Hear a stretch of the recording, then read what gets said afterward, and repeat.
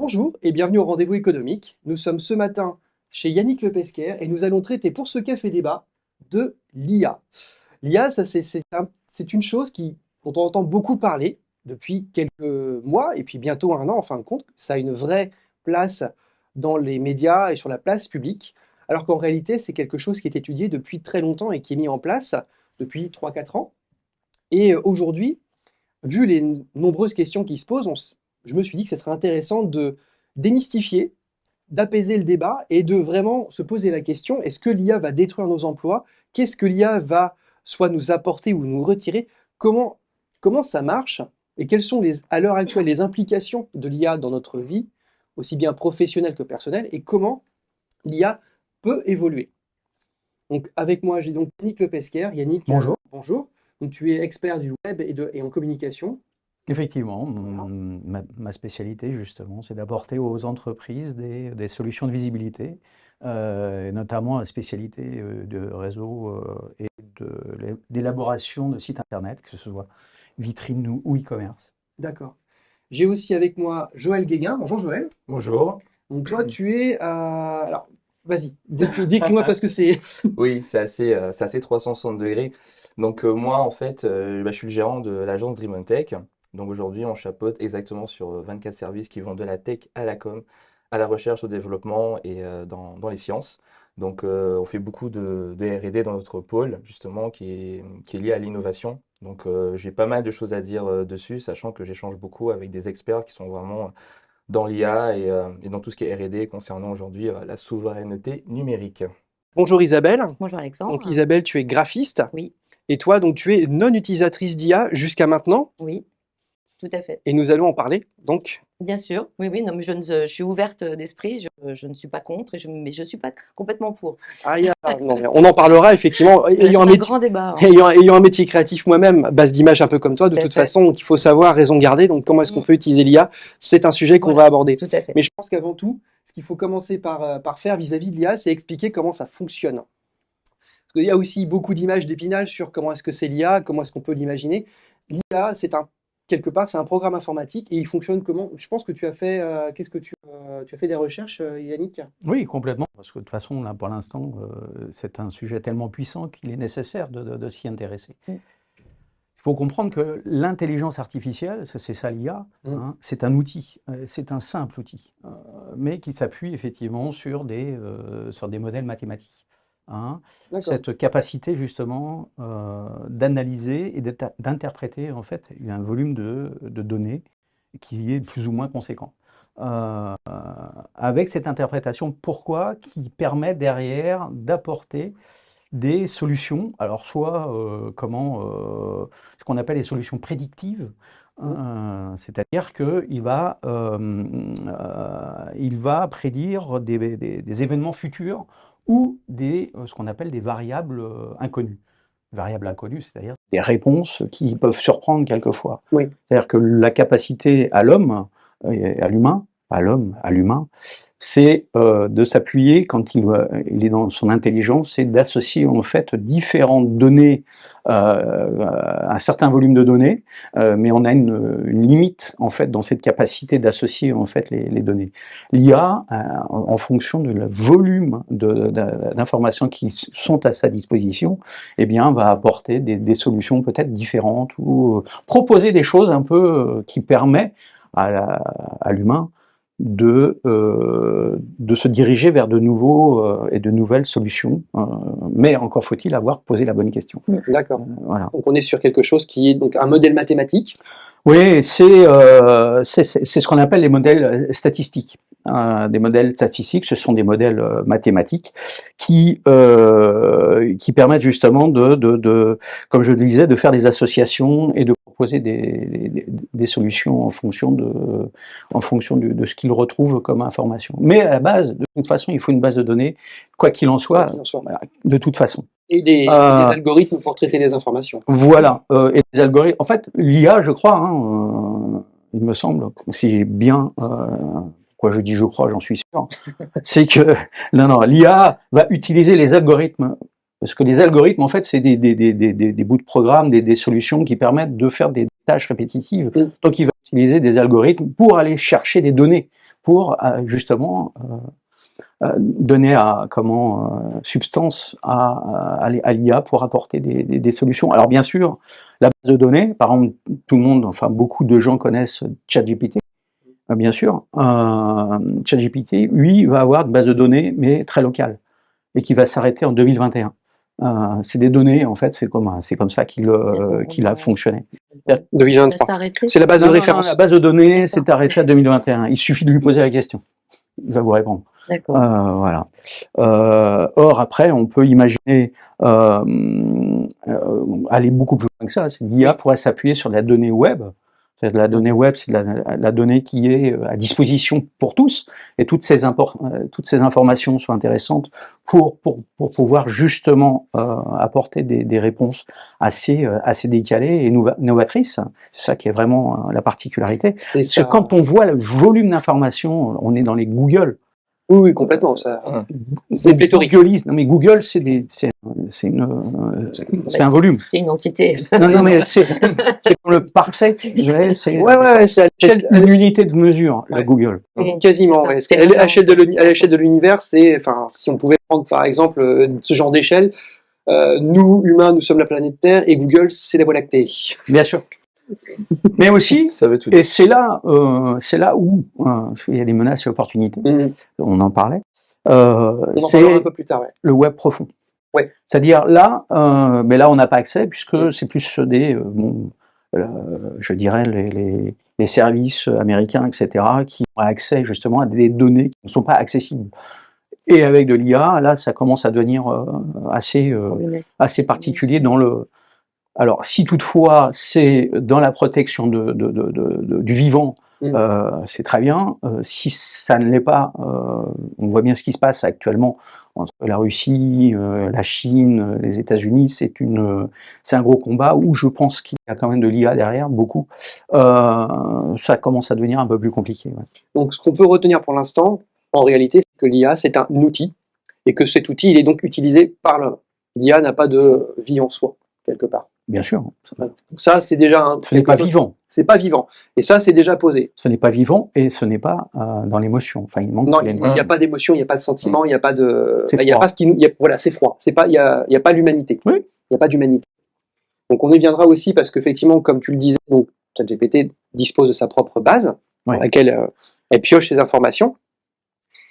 Après, il y aura peut-être une ouverture au web et il y a effectivement un grand bien, c'est-à-dire que ça va brasser beaucoup plus d'informations. Mais il va y avoir aussi un problème de tri à faire, puisque sur le web, je pense qu'on sera tous d'accord pour le dire, il y traîne de l'information pertinente comme de l'information qui n'est pas de l'information, qui sont des choses fausses. On peut parler, et y aller tout de suite, de complotisme ou de théories farfelues. Parlons tout de suite de Terre plate. Ces genres de choses-là vont aussi, quand on ouvre certaines bases de données à ce genre de choses, ChatGPT pourrait, lui, fait-il la différence, une IA fera-t-elle la différence entre l'info vraie et l'intox? Et là, il y a un vrai débat. Et là, pour l'instant, non. Pour l'instant, il n'y a pas d'ouverture à cette base-là, il me semble.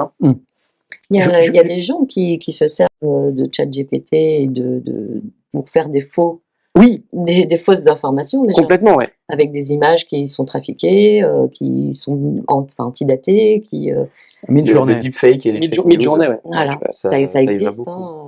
Voilà. Ça existe. À une moindre échelle peut-être. Mais en opportunité, en fait, là, je voulais lui en parler à la fin, mais c'est pas grave. Parce que personnellement, j'utilise l'IA. On pourrait justement, alors, vous voulez en parler à la fin, mais actuellement, l'IA est déjà utilisée. Elle est déjà utilisée, donc dans quel métier elle est utilisée et comment? Si vous avez des infos, moi, par exemple, je peux parler en termes techniques. Dernièrement, Sony a sorti un appareil photo, l'A7R5, et l'A7R5 a un autofocus avec une IA qui permet de reconnaître un humain, un oiseau, un chien, et qui permet d'avoir un autofocus extrêmement rapide et extrêmement précis. Donc on a de l'assistance IA dans un appareil photo. On est d'accord que pour ça, l'IA, c'est formidable. Par contre, il y a des... voilà, je vais m'arrêter là. L'IA, c'est bien dans ce cadre-là. Donc on a les mid-journées qui permettent de générer des images. Je vais revenir à ton sujet, justement avec l'appareil photo. Moi, j'utilisais le Huawei Pro Oui. 20, 30, je ne sais plus. Il était tellement puissant, parce qu'en qualité photographique, qui intégrait justement de l'IA dans son système d'exploitation, il est tellement puissant cet outil que même les GAFAM, là, ça a été un vent debout. Ils ont mis Huawei en plus, bon, bien sûr, du suivi et de l'analyse et de la compréhension et de la surveillance. De la surveillance de la personne. Le protectionnisme Les GAFAM, américain. Ouais. voilà, les GAFAM ont dit non, c'est pas possible qu'un outil comme ça soit en dehors de chez nous, et ils ont interdit l'utilisation de Huawei. Après, Et les Chinois aussi, voilà. la Chine et on est bien d'accord. Voilà. Oui, mais au même titre que les Américains, je dirais. Et au même titre que Parce les que Russes. tu retrouves dans les derniers ordinateurs d'Apple, la puce M1, elle a une puce neuronale, ils appellent ça la puce neuronale, c'est ni plus ni moins qu'une puce dédiée à l'intelligence artificielle. Google C'est Pixel aussi. le Google Alors, Pixel. Je pense pas que la problématique n'est pas de l'IA utilisée dans l'outil. Là, c'est vraiment la surveillance que font allègrement tous les outils américains. Apple, en surveillance de la personne, voilà. Je parlais de complotisme, mais faut être très clair. À un moment donné, l'espionnage et le contre-espionnage, ça nous dépasse. Et voilà, on est bien d'accord. Ouais. À notre niveau, oui. Ah oui, à notre niveau. Littéralement, là. Et si vous voulez, ce n'est pas eux l'intérêt, ce n'est pas la personne qui fait telle ou telle chose. Attention, voilà, qu'est-ce que vous avez dans votre garde-manger? Ah, vous mangez trop gras, madame ou monsieur. Vous allez recevoir une augmentation de votre facture d'assurance parce que vous êtes une personne à risque. Non, c'est pas ça. Eux, ce qui les intéresse, c'est plutôt la compréhension d'un volume de personnes. C'est les volumes de personnes. En fait, c'est un groupe ou un État, comment il fonctionne. Et ça, c'est intéressant. C'est une menace. Ça fait partie des menaces. Ça fait partie des menaces, oui. L'utilisation de l'IA. De toute façon, à la base, on retrouve pour l'instant, ce que j'entends au niveau menace, c'est véritablement l'utilisation de l'IA par des humains mal intentionnés. Voilà. C'est pour l'instant ce que je déduis de l'IA, c'est on peut l'utiliser bien, intelligemment, mais quand on a de mauvaises intentions, on peut très bien s'en servir pour faire de mauvaises choses. Il y a deux exemples assez rapides que je peux donner. C'est que, par exemple, il y a une application qui s'appelle Magic Frigo, qui est en fait très connue, qui permet en fait d'éviter le gaspillage par rapport aux aliments que l'on a directement au sein de son frigo. Et en fait, il y a une start-up canadienne qui est en train de travailler pour développer une IA qui permettra facilement, un peu comme dans certaines cantines en France, où en fait, en passant tout simplement sous un scanner, ça détecte directement le plat, ça détecte directement les calories, tout ce qu'il y a derrière, et ça permet aussi du coup d'aider avec Magic Frigo par rapport à si j'ai des pommes de terre, j'ai des restants de betterave rouge, j'ai des carottes, j'ai un steak, etc. Ça me fait des recettes automatiquement par rapport à ce que j'ai directement au sein du frigo. Sauf que là, il faut rentrer manuellement. Ouais. Alors que là, ce qu'ils veulent faire, c'est qu'ils puissent détecter facilement, c'est-à-dire qu'il y aura des bacs de rangement. Donc je vais mettre tout ce qui est viande rouge, tout ce qui est viande blanche, etc. Et que derrière, ça me dit voilà ce que tu peux manger, etc. Attention, date de péremption tel jour, etc. Ça évite quand même le gaspillage. Et beaucoup de gens disent au début c'était bizarre, mais ils se disent finalement c'est pas une si mauvaise idée que ça. Sachant que le tarif va être intéressant parce que des frigos qui seront carrément câblés à ça, notamment les frigos Samsung, LG, etc. Où voilà il y aura un pack complètement intéressant. Ça on peut dire ok c'est bien. Maintenant, on va tous sur des marketplaces comme Amazon, Cdiscount, etc. À un moment donné, on se dit, tiens, on va peut-être faire un achat. Là, il y a des choses où on veut réserver en vol. L'IA, en fait, fait de l'analyse prédictive de l'information. Il regarde tout ce qui est statistique, comme le disait justement mon voisin. Mon copain Yannick. Yannick, oui, comme le disait Yannick. Et derrière, là, c'est un peu malsain. C'est-à-dire, ils vont beaucoup jouer sur le moment où les gens vont acheter, le moment où les tarifs vont régresser dans la nuit, où ils savent normalement les gens ils dorment la plupart du temps, et que les tarifs vont remonter, etc. Donc là, on est vraiment dans l'IA qui est un peu, voilà, on essaie de faire du chiffre derrière, on essaye de berner les gens, on essaye un petit peu, ils le savent, beaucoup de gens le savent, mais derrière, bon, voilà, à un moment donné, je dois réserver mon train, quoi. À un moment donné, je dois réserver en vol. Et rien ne me dit que demain, si j'attends, le tarif sera moins cher ou plus cher. Et là, on peut pas deviner. Et du coup, on fait avec. Et ça, c'est un peu, ça dérange pas mal de personnes. Donc là, on est dans l'analyse comportementale via IA. Voilà. Oui, effectivement. Et d'ailleurs, les analyses en fonction, ce qu'il faut comprendre aussi, c'est que l'intelligence artificielle a besoin d'identifier ou identifier les modèles statistiques que l'on va utiliser. Ouais. Alors j'en ai noté quelques-unes, j'ai Vas-y. demandé à ChatGPT parce que ça c'est quand même des choses assez Extraordinaire. assez complexes. J'en ai quelques-unes. généré par IA.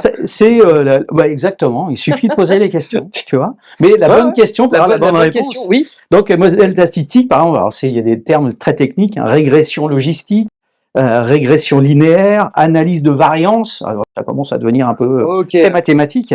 Il y a un que j'aime bien, c'est le modèle de survie. Ouais, c'est une Modèle de survie. oui, un modèle mathématique qui analyse le contexte et d'un temps qui jusqu'à la déférence d'un système ou d'un patient. C'est très utilisé dans l'univers médical, par exemple. Ah, Oui, d'accord. tout à fait. Et il y en a un aussi que tout le monde connaît, pour dire que tu disais que l'IA date de très longtemps. Il existe. C'est vrai. Il existe déjà. Hein. Vous connaissez, est-ce que vous connaissez Whooper? Whooper. Alors, ouais. Moi, ça m'évoque le sandwich. Ouais, j'en ai rien. Ça c'est du web. Non, En fait, ce n'est pas concurrent de McDo. et ce n'est pas un hamburger. Voilà, c'est pas un Ce n'est hamburger. Non, J'imagine Whooper, en que c'est- fait, c'est l'IA que l'on retrouve dans War Games, le film de 1983, où Oui. dans l'histoire, c'est un jeune qui a failli déclencher une guerre nucléaire parce qu'il a piraté un serveur. Ça peut être intéressant dans cette réflexion. Et Pirater le serveur, il je sais pas. croyait être dans un jeu vidéo. Or, Si, ouais. c'est une IA qui déclenchait justement l'arme nucléaire. Et à la finalité du film, et là, on va parler du comment on appelle ça, comment ça s'appelle, machine learning, c'est-à-dire Ouais. l'apprentissage. C'est-à-dire que en fait, il n'y a pas de guerre nucléaire parce que en jouant au morpion contre lui-même, l'IA a découvert que, au même titre que le nucléaire, il n'y a pas de gagnant. Donc il arrête et voilà, c'était le côté intéressant. Donc tu vois, ça date de très vieux l'IA. On ne sait pas tout. D'ailleurs. Oh non. La micro-informatique, on sait qu'elle est née grâce à Apple avec son tout premier ordinateur Apple. C'était la micro-informatique, le personal computer, le PC, chez soi, qui a dans une petite boîte et qui est à peu près rangeable quelque part, parce que sinon les ordinateurs, c'est les années 60 avec l'IBM. Un film très intéressant à voir sur ce sujet, c'est Les Figures de l'ombre, où ils installent un IBM à la NASA. Il faut voir la gueule de l'ordinateur initialement, quand vous savez qu'aujourd'hui, cet ordinateur-là, il est même pas aussi puissant que ça. Oui, et le premier qui a inventé un ordinateur, c'était en 1940, c'est un autiste Asperger, qui a créé en fait un ordinateur et qui a craqué le système Enigma. Alan Turing. Voilà. Exactement. Alan Turing, qui a d'ailleurs inventé, on lui doit d'ailleurs une prédiction quelque part sur l'intelligence artificielle, qui est celle de si à un moment donné je discute avec quelqu'un et je ne suis pas capable de dire si c'est un humain ou un ordinateur et qu'il s'agit d'un ordinateur, alors il s'agit d'une réelle intelligence artificielle. Il avait prophétisé ça dans les années 40. C'est fou. Ça date déjà. Ça date, hein. Pareil, il y a un super film à voir avec lui. Sur Alan Turing. Mais oui, quelque part, l'intelligence artificielle, les ordinateurs, on sait craquer la machine Enigma, je ne sais plus comment il s'appelait. Il avait un nom, son dispositif, Alan Turing. Par contre, ce que je trouve d'extraordinaire, c'est qu'il a créé ça. Je ne crois pas que le transistor avait été créé. Non. Et le transistor est la clé, en fait, de la miniaturisation et des outils informatique hyper puissant. Sans transistor, c'est quelque chose qui n'aurait jamais pu se faire. Et lui, avec des relais, des rouages, etc., il a créé quelque chose de fantastique.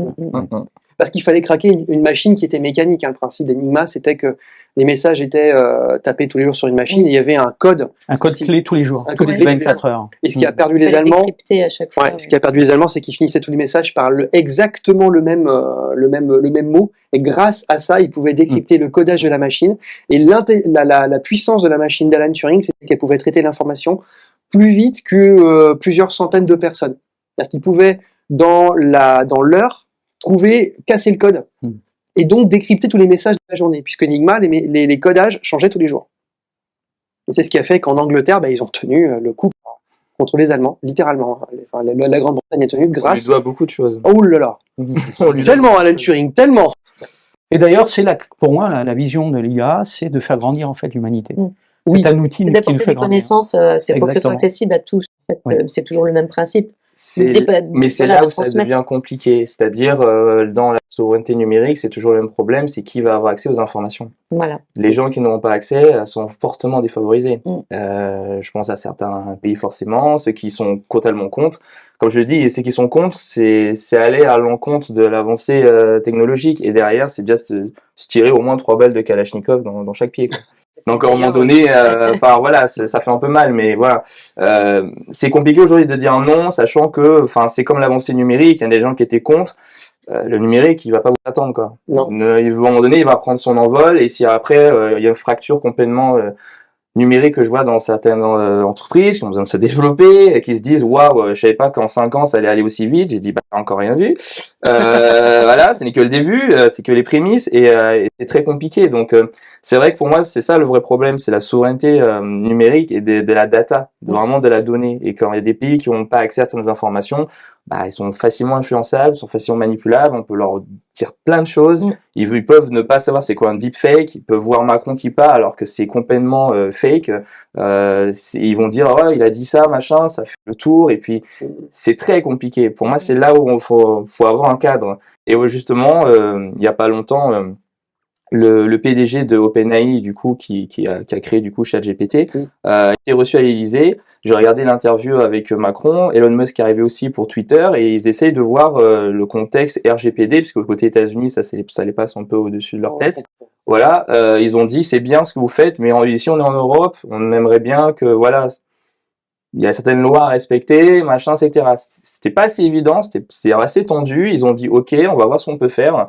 Après, il a demandé aussi des investissements en France, etc. Parce que voilà, c'est comme des gens très influents aujourd'hui. Mais ça se voit que quand il faut les mettre dans un moule, eux-mêmes se disent. Et c'est pour ça qu'aujourd'hui, il y a pour moi, c'est quelqu'un qui a une immense idée, c'est TruthGPT, qui est en version bêta aujourd'hui. Et en fait, justement, il se dit les sources que l'on a. C'est pas, enfin aujourd'hui on peut pas savoir d'où ça sort. Et aujourd'hui il a lancé TruthGPT qui est en version bêta, donc qui est pas encore utilisable, qui va bientôt se lancer normalement. Il a dit avant septembre, quelque chose de vraiment. C'est rapide en fait. Oui c'est très rapide. Et derrière il veut vraiment, c'est-à-dire que quand il y a quelque chose qui va apparaître, ça va citer la source. Ah. Ça va citer la source. Alors ça va. Et ça, c'est une idée de folie parce que c'est ça qui manque. C'est qu'aujourd'hui, en fait, il y a des gens, ils savent pas que quand il y a des informations qui remontent, que ce soit dans un blog, dans un forum, dans un site ou peu importe la plateforme, il y a le SEO qui est derrière. Et donc, par rapport au SEO qui est lié derrière le référencement web, ça fait que on trouve ça un peu sectaire parce que ça cite pas les sources. Et en même temps, ils peuvent très bien se dire bon, on va faire un petit bloc là de gens peut-être que voilà on apprécie bien, etc. On va les faire remonter les infos par rapport à leur site. Donc derrière ça veut dire que les gens savent pas que le SEO en fait quand on cherche des informations, forcément il va taper dans des choses qui existent, il va pas forcément aller les inventer. Maintenant il y a des choses évidemment il va réfléchir, forcément c'est l'intelligence artificielle ChatGPT, puis il va essayer de faire de l'analyse prédictive en disant s'il me demande ça, je vais imaginer ça. Par exemple si on fait un script de prospection. Je l'ai fait hier. Ça, c'est l'avenir, c'est pas encore le cas pour ChatGPT. C'est déjà le cas. Oui, c'est en cours. Ok, c'est en cours. Pour moi, c'est, ouais. Ouais, mais tu as raison, ça c'est une grosse menace, mais aussi une menace pour eux, puisque Google est en train de mettre en place non, c'est pas ça, parce que l'IA, la propre IA, c'est très vieux Google. Non, c'est-à-dire que il y a beaucoup actuellement dans mon univers, dans la réalisation de sites internet, qui font juste une demande sur ChatGPT, ils mettent le contenu dans le site et ça marche, et c'est très efficace, ça fonctionne, etc. Sauf que tous ces sites-là vont être blacklistés très vite, puisque parce que Google va identifier, parce que Google, pour lui, c'est un moteur de recherche, faut pas l'oublier. Apporter la meilleure réponse qui soit à l'internaute qui pose la question. Ça, c'est OK. Si ce n'est pas du nouveau contenu, c'est juste du double content, voilà, Eh bien, Google n'aime pas ça. Il préfère avoir des choses qui sont un peu créatifs, un peu différents, etc., pour apporter de bonnes réponses.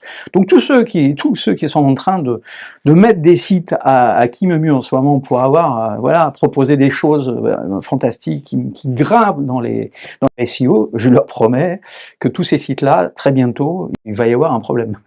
Oui, parce qu'en fait, une fois qu'on est blacklisté, ils disparaissent totalement du sujet. Donc voilà, donc il faut faire attention à ça. Ok. Et d'ailleurs, je rebondis sur ce que j'appelle l'excès de supériorité technologique. Parce qu'il y a quelque chose qu'on ne perçoit pas, j'ai des doutes même sur les GAFAM, c'est ce que j'appelle de l'influence invisible. Du lobbyisme. De l'influence invisible. Par exemple, il y en a qui se font de l'argent dans la banque ou sur 1 million d'euros qui se déplacent, ils prennent 1 centime ou 2 centimes. Oui. C'est-à-dire qu'ils vont influencer légèrement certaines choses, légèrement. Donc de là à faire influencer un état global sur des prix, sur voilà, c'est très fin et très c'est très insidieux. Ça, c'est une des menaces qui me plaît pas beaucoup. Ouais, et même, je dirais qu'on peut dire ce qu'on veut, même s'il y a des États qui, j'ai entendu, c'est un peu le sens de la réunion qui se passe en France avec le RGPD, etc. Contrer ce genre de choses, ce genre de technologie, ce genre de mode de fonctionnement, je vois pas comment. Et ça, c'est dramatique. D'ailleurs, comment Trump a-t-il été élu? On se le demande. Non, mais c'est une conjecture. C'est une conjecture. Alors j'aimerais revenir, parce que dans mon conducteur, j'ai ça. Tu parlais du cadre légal. Oui. Et effectivement, ce cadre légal, comme l'IA est arrivé rapidement comme un rouleau compresseur en 1 an, il est évident qu'on n'allait pas pondre une loi en 2 temps 3 mouvements. Ça n'existe pas. Ça n'a pas été anticipé. Non, pas du tout. Mais bon, il y a une cohérence là-dedans. C'est logique. Il faut un peu de temps pour que le pouvoir législatif se retourne. Et donc, ça m'amène à parler du cadre légal et de se poser la question de l'utilisation actuelle. Comment utiliser correctement l'IA pour rester à peu près clean avec l'état de l'art? J'aimerais qu'on s'interroge un petit peu plus sur Midjourney. Donc, on va en discuter un peu avec Isabelle, mais parce que bon, ayant un métier créatif, par essence, je suis moi-même illustrateur et peintre, et je fais de l'illustration aussi bien analogique avec de la peinture avec des pinceaux, que de l'illustration sur ordinateur. Ces images, elles sont postées en ligne, elles existent en ligne, elles sont sur mon compte Instagram, elles sont quelque part. Et Midjourney se nourrit de ça. Et la vraie question très très moche, c'est quand quelqu'un crée une image IA avec une inspiration, on voit tellement des gens qui disent « moi j'ai fait une illustration, inspiration Mobius », alors c'est pas cool pour Mobius parce qu'en plus Mobius nous a quittés, et le mec se fait piller son style après son décès, c'est dégueulasse. Et comment faire pour utiliser l'IA en sachant que, surtout dans l'image, il n'y a rien pour dire aux gens arrêtez-vous là, c'est absolument, vous ne pouvez pas utiliser l'IA pour vendre votre image. C'est tout simplement du piratage de propriété intellectuelle. Voilà. Et ça, c'est un énorme souci parce que je me rappelle, j'ai une cliente justement qui fait de la peinture et qui travaille dans l'art. Et elle m'avait dit, j'ai peur de faire un site et j'ai peur d'aller sur Pinterest. Ouais. Oh là là. Ben oui. Parce que j'ai peur de montrer ce que je fais et que les gens me volent tout simplement mon travail. Et plusieurs fois, je l'ai dit, oui, c'est un énorme risque. Les gens après peuvent s'en inspirer, mais ils peuvent aussi très violemment copier votre travail. Ça arrive à tous les artistes, que ce soit dans la musique, que ce soit finalement dans n'importe quel art. Au final, c'est un très gros problème. Et à un moment donné, elle s'est dit, à un moment donné, il faut quand même que je sois visible. Oui, elle n'a pas le choix. Donc à un moment donné, elle a fait son site, mais j'ai vu que c'était un crève-cœur, quoi. Elle avait vraiment du mal à se lancer. Et derrière, on a eu un autre problème avant le problème d'aujourd'hui, c'est les NFT. Ah là là. Ça, c'est sauf que ça commence finalement à avoir un certain cadre qui devient de plus en plus entendable. Au début, c'était vraiment open bar quand même. Ouais. On parle justement, David Guetta, il a créé une musique grâce à de l'IA. Il a fait un tube que tout le monde a dit s'il sort ça, c'est un truc de fou. Il ne l'a pas sorti parce qu'il s'est dit.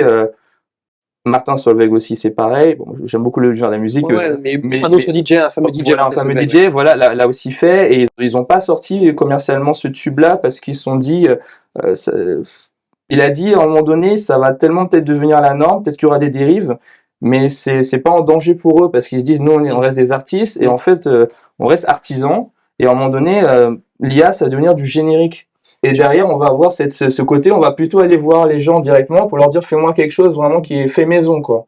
Et que ça ne devienne pas du générique. Je vais rebondir sur ce que tu disais, donc l'utilisation de l'IA dans son domaine, notamment au niveau de l'image, parce qu'on peut utiliser Midjourney, hein, finalement, il n'y a pas besoin d'être contre Midjourney. Midjourney existe, elle est là.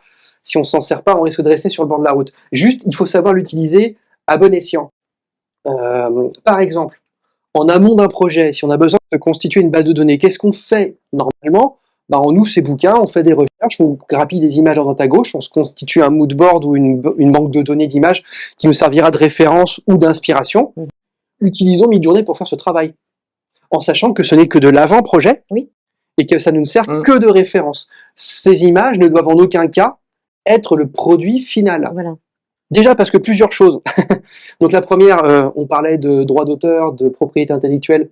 On est d'accord que ça c'est no-go. En tant qu'artiste, pour moi, c'est no-go. Il n'y a pas moyen de... Il n'y a pas moyen. Enfin, moi personnellement, j'ai un gros blocage et on est beaucoup d'ailleurs. Je pense à Enrico Marini, fameux dessinateur de bande dessinée, Rapace, les aigles de Rome, les Scorpions. Oui, l'IA, faut surtout pas lui en parler. Déjà, lui, toucher un ordinateur, jamais de la vie. Il fait tout à la main, mais il déteste ça. Et je peux complètement le comprendre. Et lui, il ne fera jamais d'IA parce que c'est viscéral. Par contre, si on a besoin de se constituer une base de données, c'est vachement intéressant. Il ne faut pas oublier surtout que l'IA, elle ne sait pas dessiner. Mais pas du tout. Vous avez déjà vu, même d'ailleurs, pas forcément des dessins, mais aussi des photographies. Les mains six-doigts, les pieds qui partent en cacahuète, la fameuse image du pape qui se marie quand on regarde les gens qui sont derrière. Déjà, il regarde pas le pape et sa femme, il regarde derrière le pape. Donc, il y a un gros problème dans l'image. Et quand vous les regardez, je suis désolé, mais ils ont tous l'air déformés. Enfin, c'est pas bien. L'image n'a aucune notion d'anatomie et fait des trucs horribles. Donc, alors attention, parce que je temporiserai quand même. Parce que ça s'arrange de plus en plus. C'est le début. Parce que là, tout le monde l'utilise. Non, mais ce qu'il faut bien comprendre aussi, c'est que tout le monde l'utilise pour que les IA actuellement, ChatGPT, Midjourney, etc., apprennent aussi par rapport aux questions qu'ils posent, de proposer des choses. Donc non, attention. Pour l'instant, c'est que là, c'est un univers qui grandit. C'est un univers qui grandit. Moi, j'utilise l'IA beaucoup, mais toutefois, par exemple, le rédactionnel, c'est GPT, c'est le plus simple, je dirais. Oui. Toutefois, quand je l'utilise, moi, l'objectif, c'est justement de devenir plus performant, plus créatif. Plus productif. Mais ça, donc ça, je l'utilise comme un outil et non pas comme une production. C'est-à-dire que quand je l'utilise, je fais d'abord mon rédactionnel à moi. Voilà.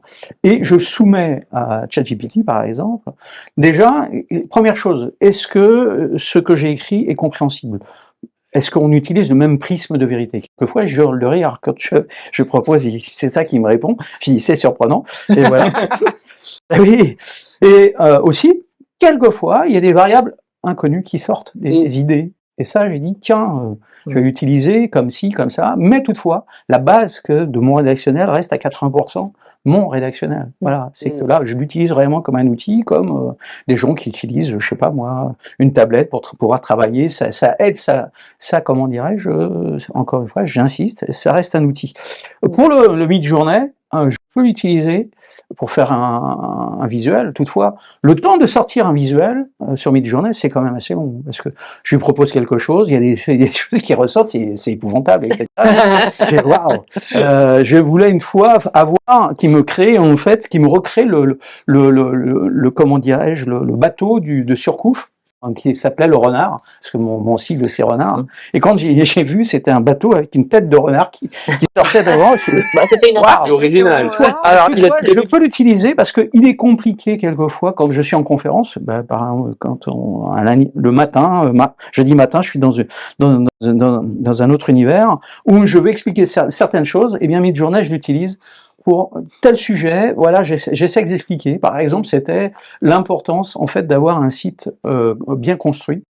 S'il est mal construit, voilà ce que ça donne. Et on voyait une entreprise accrochée à un poteau avec plein de câbles qui partaient dans tous les sens. Ça, c'est quelque chose de mal construit. Vous voyez, ça peut expliquer. Mais aussi, pour les photographes, ça peut donner des maquettes. Oui, Parce que faire une maquette sur des sujets très précis, Oui. c'est loin de trouver une, Ah, c'est clair. c'est très difficile c'est de clair, trouver oui, une oui. photo C'est vrai de que même parfois, on n'a Adobe, pas etc., assez de- on qui n'a colle pas assez de parfaitement au ressources. discours que je veux oui, oui. tenir. Eh bien, voilà, pour projeter le client, je fais une maquette, voilà ce que ça pourrait donner à quelque chose près, et là, c'est intéressant. Ça reste un outil encore. c'est quand même plus rapide, effectivement, que de faire des refs, hein, comme on dit dans le métier, c'est-à-dire des dessins Ah oui, avec bah des oui, mais croquis. c'est pas facile. Et tous les photographes ne dessinent pas non plus. C'est loin d'être facile. Et la notion de ref, Ouais. c'est des notions qui datent Qui de date Ouais, d'il y a à très peu vieux. près, longtemps. trois bonnes Oui. décennies, Oui, oui. 4. Le disque dur, 4, le disque dur faisait 75 kilos, et il y avait Voilà. 250 mètres là-dessus. c'était à On est l'ancienne. d'accord. C'était à l'ancienne, mais bon, On est mine de rien, ayant fait, je l'ai fait parce que je l'ai fait ça avant moi Midjourney aujourd'hui. J'avais un client pour qui je vais faire un reportage photo. Je suis allé chez lui et avant d'arriver chez lui, j'avais fait des petites vignettes, des trucs pas plus gros que ça, hein, des croquis storyboards, quoi. quelque part des storyboards. Voilà, donc je voudrais faire cette photo-là, on mettra sur telle page. J'avais fait aussi sur site internet, donc telle photo-là sur telle page, tel truc sur telle page, tel machin. Et j'avais montré les photos que je voulais faire en amont avec lui. Il a tout de suite vu ce que je voulais dire. Et donc, on a fait très rapidement les photos. On est d'accord que sur l'amont, faire tous les croquis, on va pas réussir tout de suite le bon croquis, ça prend du temps. Avec ChatGPT, et Midjourney, on a un bon prompt, on sait exactement ce qu'on veut dire ou ce qu'on veut obtenir, et c'est facile à rentrer. Et je vais rebondir là-dessus aussi en citant alors, un peintre dont je ne me rappelle plus le nom et que je mettrai en sous-titre à ce moment-là, qui disait « Si je peux verbaliser ce que je vais peindre, c'est que je n'ai pas besoin de le peindre. » Pas mal. Et j'ai essayé, en m'appuyant là-dessus, je me suis dit, et si j'essayais de demander, enfin, si je demandais à Midjourney quelque chose que j'imagine, pour voir ce que j'ai en tête, il me le fait. Et très clairement, il n'a pas réussi. Il n'a pas réussi du tout. C'est-à-dire, ce que j'imagine est encore inconcevable pour l'IA. Ce qui est bien. Oui, ça rassure Bah, beaucoup. on a quand Ça même qui est intérêt très en bien. tant qu'humain, hein. Sinon ce serait un peu Je pense qu'on a délicat. quand même encore cette force-là d'imagination par rapport à On va essayer de faire un peu de prospective. Aujourd'hui, donc l'IA, c'est tout neuf et c'est tout frais, on va dire, dans l'espace grand public, parce que ça existe déjà depuis très longtemps. Et quelque part, on sait que l'IA va drôlement évoluer, très fort. Qu'on en est qu'au début, qu'il faut lui mettre un cadre légal pour que cela puisse être utilisé dans de bonnes conditions par absolument tout le monde et protéger autant d'emplois que possible. Oui. En revanche, de manière générale, ce qu'on a compris, c'est que ça va modifier très grandement tout ce que l'on connaît, tout ce que l'on la façon de travailler. et notre façon de travailler. De rechercher aussi. De rechercher, voilà, donc l'IA. De réfléchir. En fait, l'objectif, si on l'utilise pour accompagner l'humain, c'est quelque chose de très puissant. Là, on va devenir de bien plus créatif, bien plus avec des productions dites bien plus intelligentes. Parce que je dirais qu'à la rigueur, actuellement, le travers de l'informatique à outrance fait que les gens ont cette sensation il est plus nécessaire d'accumuler du savoir. Parce que, voilà, j'ai juste à poser la question à Google. Or, et c'est ça qui est dramatique, c'est que les gens, pour se structurer, il faut quand même apprendre à se structurer, à comprendre, en fait, à analyser, à aller chercher les données, etc. Si on donne ça à la machine, on devient quelque part stupide. Actuellement, en restant soft, actuellement, effectivement, il y a une telle outrance de cette mode de fonctionnement où je m'appuie complètement sur l'outil, c'est qu'effectivement, l'intelligence collective pratiquement a disparu. Enfin, ça devient très compliqué. Voilà, j'ai quelqu'un qui s'extasiait l'autre jour sur LinkedIn, à qui j'ai répondu assez sèchement, mais il me disait c'est extraordinaire parce que maintenant, sans avoir la moindre compétence dans l'art, par exemple, je peux générer une image qui est définitive. Et j'ai regardé son truc, j'ai souligné tous les points qu'elle n'avait pas et je lui ai dit je suis désolé, mais pour l'instant, très clairement, l'IA ne reste qu'un outil et elle génère beaucoup trop d'erreurs. Actuellement, les gens, ça passe un peu au travers parce qu'ils s'extasient devant le résultat qui fait bien, mais qui n'est pas bon.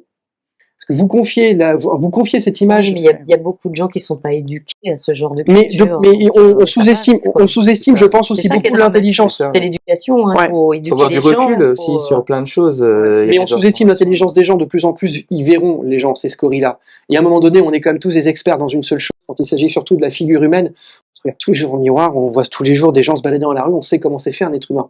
Donc quand l'IA nous pond un être humain bah, dis donc, ton épaule est un peu basse, ton coude il est un peu long, il est où ton genou? Il est devant ou il est derrière? Enfin, non mais de plus en plus. Et je pense qu'on peut sincèrement se reposer sur l'intelligence des gens pour se dire, ouais, mais ça c'est de l'IA. Bah après, c'est ce que je dis, c'est dans le générique. Pas tout de suite, mais à un moment donné, Alors, première chose, et secondo, ne pas oublier que l'IA auquel on a accès, par exemple ChatGPT, c'est un volume une base de données locale. Ouais. Que voilà, qui s'arrête en 2021, ces données-là, et il s'appuie là-dessus pour produire en fait et répondre à des questions qu'on lui pose, hein, tout simplement. Maintenant, mais je pense pas qu'on ait accès comme ça.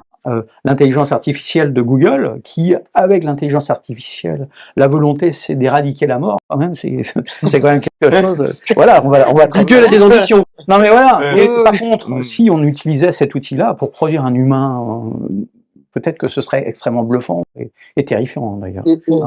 Donc, voilà. Il faut, ça dépend du niveau de l'outil que l'on va utiliser. Soit on a un GIMP, pour ceux qui sont dans l'image, soit tu utilises le GIMP en RVB et tu peux faire des choses, soit tu utilises Adobe Photoshop, mais qui a une puissance largement supérieure. Tu peux faire encore beaucoup plus de choses derrière. Voilà. Oui, non, mais je vais venir là-dessus parce que pour moi, derrière, le côté, on va dire, qui est assez étonnant, parce que je vois beaucoup de jeunes et en étant aussi en intervention dans des instituts informatiques et de commerce, ils sont quand même dans une formation de master. Donc tu t'attends à certains... Voilà, tu t'es assez étonné quand même de voir leur culture dans la manière de rechercher l'information. Et aujourd'hui, j'ai vu des gens, c'est comme s'ils découvraient aujourd'hui comment chercher grâce à ChatGPT. C'est-à-dire qu'ils cherchent tellement mal l'info sur Bing, sur Google, qu'aujourd'hui, bizarrement, c'est comme s'ils découvrent vraiment comment on cherche. Et ça, j'ai dit, c'est dingue, quoi. C'est genre Google, ça existe depuis quand même un certain temps, qu'on utilise Safari ou Bing, peu importe le moteur de recherche. Mais c'est quand même dingue que là, ils réfléchissent bien pour chercher. Des fois, ils écrivaient n'importe quoi sur Google. J'ai dit, tu penses vraiment, tu vas trouver quelque chose, même sur la première page de Google avec ce que tu as écrit? Bah ouais, enfin, c'est bon, quoi. Ils écrivaient aucune sémantique, même des fautes de frappe, ils disaient c'est pas grave, il va corriger. C'était lamentable, quoi. Et là, maintenant, ils sont en train de réfléchir en disant comment est-ce que je vais pouvoir faire mon exposé et ma soutenance pour demain, Ah, là, tu réfléchis bien, quoi. Et ça, non, mais c'est assez extraordinaire, quoi. Je dis, pourquoi tu le faisais pas avant? Tu pouvais avoir des infos aussi, hein. Et c'est vrai que les travaux datent d'un certain temps. C'est depuis 2015 qu'ils travaillent dessus. On n'en parle que depuis 2022, vraiment, réellement. Mais depuis 2015, ils travaillent vraiment sur ChatGPT avec OpenAI. Et il y a plein de choses pour moi qu'ils ont pas tout dit. Pour moi, ils ont plein de choses encore qui vont arriver. Ça va faire un gros fracas. Donc moi, je m'attends un peu à plein de choses qui vont arriver. Mais l'avantage, moi, je trouve là-dedans, c'est qu'à un moment donné, quand on a un certain recul de l'expérience, par exemple dans le domaine de Yannick, dans ton expérience ou celle d'Isabelle, c'est que on a un avantage certain pour pouvoir facilement dire ah là c'est bien, c'est pas bien. Mais quand c'est des jeunes qui à un moment donné n'ont pas ce prisme-là pour se dire je vais voir ce qui est bien, ce qui est pas bien, ils vont tous se dire ça c'est la vérité pure. Voilà. Et c'est ça qui est dérangeant, c'est qu'ils vont pas réfléchir en disant peut-être c'est fake, etc. Ils vont dire non mais tout le monde l'utilise, c'est machin, c'est bien, je vais prendre. Et c'est là où je pense qu'il faut sensibiliser rapidement. C'est que les gens tombent pas dans le panneau de se dire waouh tout ce qui sort chez GPT c'est vrai. C'est pas pour rien que ChatGPT va sortir, c'est qu'à un moment donné, il faut citer les sources, il faut expliquer les choses, et ça, pour moi, c'est ce qu'il faut faire. Et contrairement à ce qu'on pense, oui, ça va enlever certaines activités, tâches dans un emploi, mais pour moi, ça va pas tuer les emplois. Parce que ça par contre, ça me pèse. Quand j'entends, non, mais ça va arriver. Mais je dis, mais attends, il y a eu combien de crises? À chaque fois, ça donnait combien d'opportunités? On le sait depuis la nuit des temps. Voilà. Non, donc c'est aujourd'hui. Une évolution Mais c'est ça. Comme Photoshop en son temps, tout le monde a dit tout le monde peut faire de l'image. Ça veut dire que non. Faut l'utiliser quand même. Voilà. Toutefois, sans culture, ça sert à rien. Il faut pas minimiser quand même cette menace. Non. Effectivement, les pertes d'emploi, dans quel volume, on ne sait pas. Comment ça va évoluer, on verra. On constatera. Pour moi, ça rend les gens plus intelligents.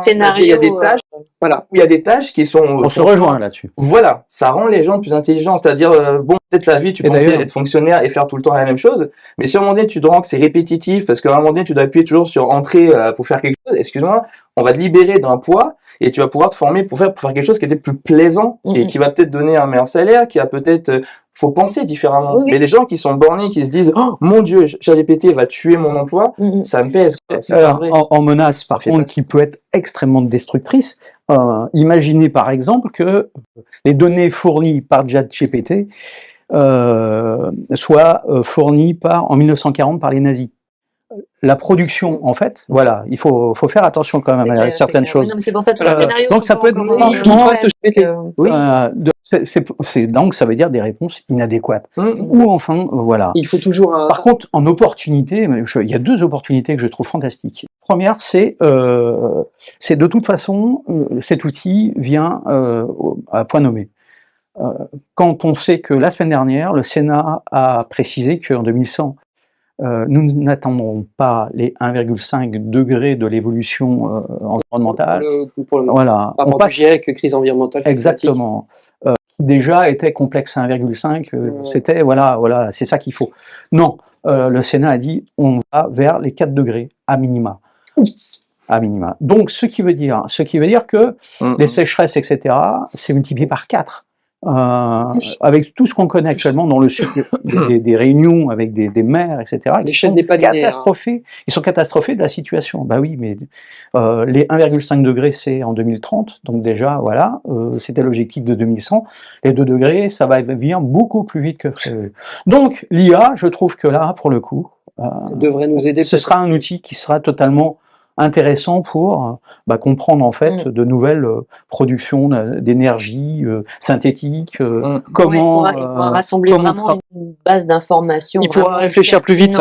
Voilà. Comment travailler sur l'éradication des microplastiques, qui est c'est une plaie. Comment, enfin bref, il y a plein de choses que si l'humain et l'humain va utiliser l'outil, l'intelligence artificielle qui a été créée par l'humain quelque part aussi, il faut pas l'oublier, eh bien de trouver des solutions que pour l'instant on est un peu court.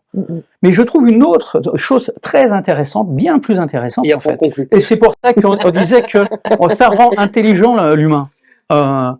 C'est la première fois où les gens se disent stop, on se pose, il y a un truc qu'on a trouvé là, il faut se poser. C'est vrai. Et voilà. C'est vrai. On s'est pas posé la question quand quelqu'un a trouvé le moteur à explosion.